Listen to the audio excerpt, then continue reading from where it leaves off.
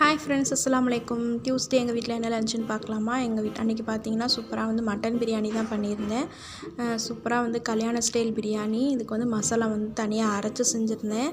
எப்பயும் இல்லாத விட ரொம்பவே டேஸ்ட்டாக அன்றைக்கி ரொம்ப பிரமாதமாக வந்திருந்தது.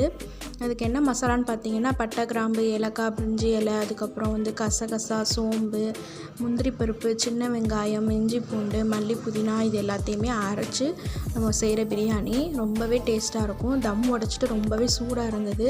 அதோட டேஸ்ட் பண்ணி பார்க்கலான்னு சாப்பிட்டு பார்த்தேன். வேறு லெவலில் இருந்தது. எல்லோரும் வீட்டில் ரொம்பவே பாராட்டினாங்க. ரொம்பவே டேஸ்ட்டாக வந்திருந்தது. அதுக்கு காம்பினேஷன் சூப்பராக மட்டன் தால்ச்சா தான் பண்ணியிருந்தேன். எலும்பு பீஸ்லாம் போட்டு சவுச்சோ போட்டு நல்லா தால்ச்சா பண்ணியாச்சு. பிரியாணினாலே கண்டிப்பாக ரைத்தா இருக்கணும் இல்லையா? ஸோ ஆனியன் ரைத்தா பண்ணியாச்சு. எக் பாயில் பண்ணியாச்சு. கடைக்கும் பேக் பண்ணி அனுப்பிச்சிட்டு நாங்களும் திருப்தியாக சாப்பிட்டோம். அல்ஹம்துலில்லாஹ். அஸ்ஸலாமு அலைக்கும்.